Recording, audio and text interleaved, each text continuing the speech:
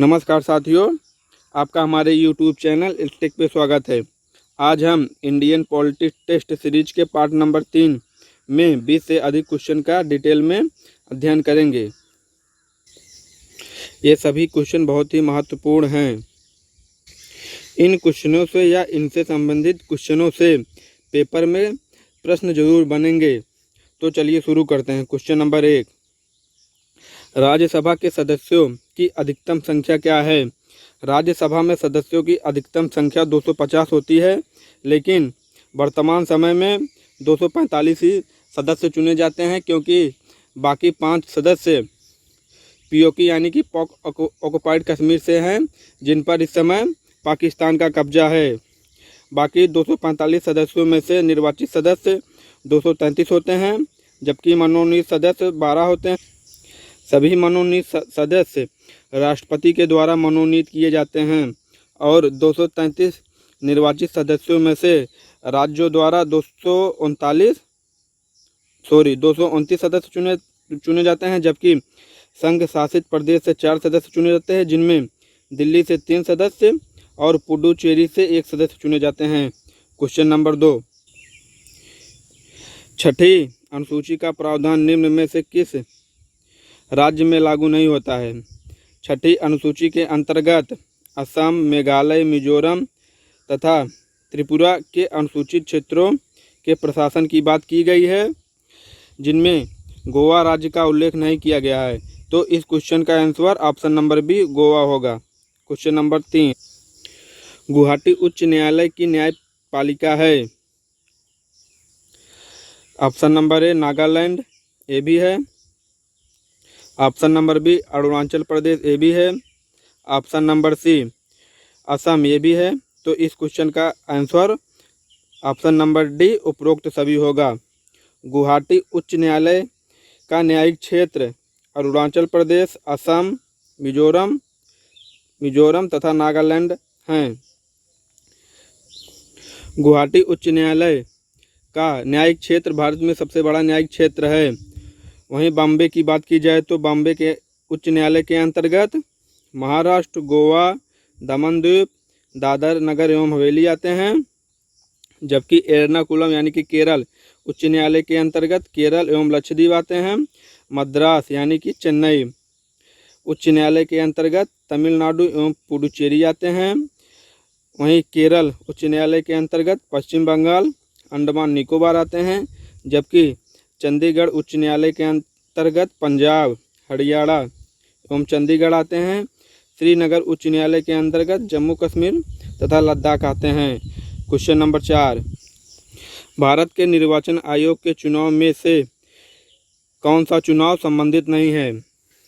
इस क्वेश्चन का answer option number सी होगा, क्योंकि राज्य की पंचायतों तथा नगर पालिकाओं का चुनाव राज्य निर्वाचन आयोग द्वारा किया जाता है, जिनका उल्लेख भारतीय संविधान के अनुच्छेद 243 के में उल्लेखित है, जबकि भारत के निर्वाचन आयोग का उल्लेख 324 में किया गया है। क्वेश्चन नंबर 5, राष्ट्रपति पूरे देश में या किसी भी हिस्से में अनुच्छेद 252 के तहत राष्ट्रीय आपात किस स्थिति में घोषित कर सकता है? इस क्वेश्चन का आंसर बाह्य आक्रमण तथा सशस्त्र विद्रोह की स्थिति में राष्ट्रीय आपात की घोषणा कर सकता है। तो इस क्वेश्चन का आंसर ऑप्शन नंबर डी 1 और 2 दोनों। मूल संविधान में सशस्त्र विद्रोह के स्थान पर आंतरिक अशांति शब्द का उल्लेख था, जिसे 44वें संविधान संशोधन 1979 द्वारा अनुच्छेद 352 में आंतरिक अशांति शब्द को हटाकर सशस्त्र विद्रोह शब्द का उल्लेख कर दिया गया। क्वेश्चन नंबर 6, सबसे बड़ा न्यायिक क्षेत्र किस उच्च न्यायालय का है? हमने इसके पहले क्वेश्चन में जान लिया था। सबसे बड़ा न्यायिक क्षेत्र गुवाहाटी उच्च न्यायालय का है। क्वेश्चन नंबर 7, पुनर्गठन के फलस्वरूप 1947 में संविधान सभा के सदस्यों की संख्या कितनी रह गई थी? उस समय संविधान सभा में सदस्यों की संख्या 299 थी, लेकिन संविधान पर हस्ताक्षर करने वाले सदस्यों की संख्या 284 ही थी। तो इस क्वेश्चन का answer option number C 299। Question number 8, भारतीय संविधान द्वारा दिए गए निम्नलिखित मौलिक अधिकारों के कारण गैर अनुदानित अल्पसंख्यक संस्थानों को आरटीआई अधिनियम के दायरे से बाहर रखा गया है। इस क्वेश्चन का आंसर ऑप्शन नंबर डी अनुच्छेद 30 के 1 में गैर अनुदान अल्पसंख्यक संस्थानों को आरटीआई से बाहर रखा गया है। यहाँ गैर अनुदानित संस्थाएं ऐसी संस्थाएं होती हैं जिन्हें सरकार द्वारा कोई फंड नहीं दिया जाता है, जबकि ये संस्थाएं खुद से ही अपने अनुदान की व्यवस्था करती हैं। यहाँ पर अनुच्छेद 16 में विधि के समक्ष समता और विधियों का समान संरक्षण शब्द का उल्लेख किया गया है, और अनुच्छेद 1C में संघ एवं संगठन बनाने की स्वतंत्रता की बात की गई है, जबकि अनुच्छेद 29 में अल्पसंख्यक वर्गों के हितों के संरक्षण की बात की गई है। क्वेश्चन नंबर 9, अस्पृश्यता उन्मूलन किस अनुच्छेद से संबंधित है? इस क्वेश्चन का आंसर अनुच्छेद 17 से है। संसद के द्वारा छुआछूत को समाप्त करने के लिए राष्ट्रीय अनुसूचित जाति एवं अनुसूचित जनजाति अधिनियम 1989 का निर्माण किया गया है।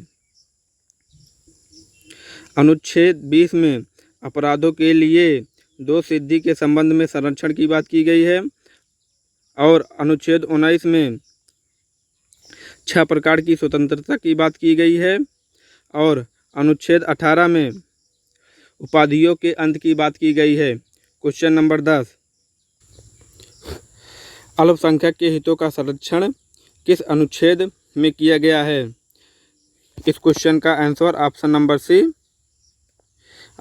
सी अनुच्छेद 29 में अल्पसंख्यक के हितों का संरक्षण की बात की गई है। क्वेश्चन नंबर 11, धन विधेयक केवल प्रस्तुत किया जा सकता है। धन विधेयक केवल लोकसभा में प्रस्तुत किया जाता है।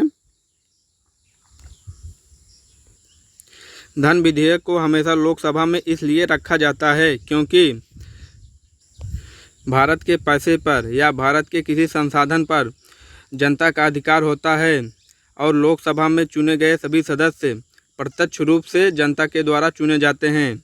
इसी कारण धन विधेयक हमेशा लोकसभा में ही प्रस्तुत किया जाता है। क्वेश्चन नंबर 12, वह कौन सा घर है जहां का अध्यक्ष उस घर का सदस्य नहीं होता है? इस क्वेश्चन का आंसर राज्यसभा है। राज्यसभा का सभापति उपराष्ट्रपति होता है, जो उस सभा का सदस्य नहीं होता है। क्वेश्चन नंबर 13, 9 दिसंबर 1946 को संविधान सभा की बैठक किसकी अध्यक्षता में हुई थी? 9 दिसंबर 1946 को संविधान सभा की बैठक डॉक्टर सच्चिदानंद सिन्हा की अध्यक्षता में की गई थी, जबकि 11 दिसंबर 1946 को संविधान सभा की दूसरी बैठक हुई थी, जिसमें डॉक्टर राजेंद्र प्रसाद को संविधान सभा का अस्थायी सदस्य चुना गया था, और 13 दिसंबर 1946 को पंडित जवाहरलाल नेहरू द्वारा संविधान सभा की तीसरी बैठक में उद्देश्य प्रस्ताव प्रस्तुत किया गया। तो इस क्वेश्चन का answer option number C doctor Sachchidanand Sinha ji थे। क्वेश्चन नंबर 14, राज्यसभा के सदस्य जो हर दूसरे वर्ष सेवानिवृत्त हो जाते हैं उनकी संख्या। राज्यसभा के सदस्यों का कार्यकाल 6 वर्ष का होता है, और जिनमें 1/3 सदस्य हर 2 साल में सेवानिवृत्त कर दिए जाते हैं। तो इस क्वेश्चन का आंसर 1/3 होगा, option number B. Question number 15, संसद में किस वर्ष में 61वें संविधान संशोधन अधिनियम द्वारा मतदान की आयु 21 वर्ष से घटाकर 18 वर्ष कर दी गई थी। इस क्वेश्चन का आंसर ऑप्शन नंबर सी 1989 में। क्वेश्चन नंबर 16, भारतीय संविधान के निम्नलिखित में से किस अनुच्छेद के द्वारा संसद में भारत के राष्ट्रपति और दोनों सदन शामिल होते हैं? इस क्वेश्चन का आंसर ऑप्शन नंबर ए अनुच्छेद 79। अनुच्छेद 79 में संसद शब्द को परिभाषित किया गया है, जो कि राष्ट्रपति, लोकसभा तथा राज्यसभा से मिलकर बनता है। क्वेश्चन नंबर 17, राष्ट्रपति और उपराष्ट्रपति के पद रिक्त होने की स्थिति में राष्ट्रपति के रूप में कार्य कौन करता है? इस क्वेश्चन का आंसर ऑप्शन नंबर बी भारत के मुख्य न्यायाधीश द्वारा राष्ट्रपति के रूप में कार्य किया जाता है। ऐसी स्थिति भारत में एक बार बन चुकी है, जिस समय 1969 में राष्ट्रपति जाकिर हुसैन की मृत्यु के बाद उस समय के उपराष्ट्रपति वीबी गिरी को कार्यवाहक राष्ट्रपति के रूप में बैठाया गया था, लेकिन वीबी गिरी ने उपराष्ट्रपति के पद से राष्ट्रपति को इस्तीफा दे दिया और वे स्वयं ही इस पद पर थे। वीबी गिरी के इस्तीफा दिए जाने के बाद तत्कालीन मुख्य न्यायाधीश जस्टिस मोहम्मद हिदायत उल्लाह ने राष्ट्रपति के रूप में कार्य किया था। तो जस्टिस मोहम्मद हिदायत उल्लाह ऐसे भारत के मुख्य न्यायाधीश रह चुके हैं जिन्होंने उपराष्ट्रपति के पद के रूप में कार्य किया था। क्वेश्चन नंबर 18, राज्य सीमाओं के पुनर्गठन की सिफारिश करने के लिए भारत के केंद्र सरकार द्वारा गठित एक निकाय था। राज्य पुनर्गठन आयोग यह वर्ष में गठित किया गया था। राज्य पुनर्गठन आयोग का गठन 1953 में किया गया था, जिसके अध्यक्ष फजल अली जी थे। क्वेश्चन नंबर 19, भारतीय संविधान के अंतर्गत किसी भी व्यक्ति को जिसे गिरफ्तार या बंदी किया जाता है, सबसे नज़दीकी मजिस्ट्रेट के समक्ष उपस्थित करना होता है। इस क्वेश्चन का आंसर ऑप्शन नंबर सी, उसे 24 घंटे के अंतर्गत जिस भी व्यक्ति को गिरफ्तार या नज़रबंद किया जाता है, उसे नज़दीक के मजिस्ट्रेट के यहाँ 24 घंटे के अंदर प्रस्तुत करना होता है और इस 24 घंटे के अंदर में आने जाने में जो समय लगा है उसे नहीं जोड़ा जाता है। क्वेश्चन नंबर 20, भारतीय संविधान के किस संशोधन द्वारा स्पष्ट रूप से यह व्यवस्था की गई कि भारत के राष्ट्रपति मंत्रिपरिषद की सलाह मानने के लिए बाध्य होंगे? राष्ट्रपति मंत्रिपरिषद की सलाह मानने के लिए बाध्य होगा, ऐसी व्यवस्था 42वें संविधान संशोधन द्वारा की गई। इस समय भारत के प्रधानमंत्री इंदिरा गांधी जी थे। क्वेश्चन नंबर 21, संविधान के किस अनुच्छेद के अंतर्गत केंद्र सरकार राज्य सरकारों को निर्देश दे सकती है? इस क्वेश्चन का आंसर ऑप्शन नंबर ए अनुच्छेद 256 के तहत केंद्र सरकार राज्य सरकारों को निर्देश दे सकती है। क्वेश्चन नंबर 22, बलवंत राय मेहता समिति का गठन किया गया था, इसका संबंध पंचायती राज व्यवस्था से है। तो इस क्वेश्चन का answer option number B, Balwant Rai Mehta ji ने पंचायती राज में त्रिस्तरीय पंचायत की व्यवस्था की बात की थी। क्वेश्चन नंबर 23, भारतीय संविधान का संरक्षण कौन है? भारतीय संविधान का संरक्षक सुप्रीम कोर्ट होता है, क्योंकि कानून बनाने का अधिकार संसद के पास प्राप्त होता है, लेकिन वह कानून मौलिक अधिकारों का या संविधान के मूल ढांचे का उल्लंघन तो नहीं कर रहा है। इसकी जांच सुप्रीम कोर्ट के द्वारा की जाती है। क्वेश्चन नंबर 24, 1 रुपये के नोट किसके द्वारा जारी किए जाते हैं? 1 रुपये के नोट भारत के वित्त मंत्रालय द्वारा जारी किए जाते हैं।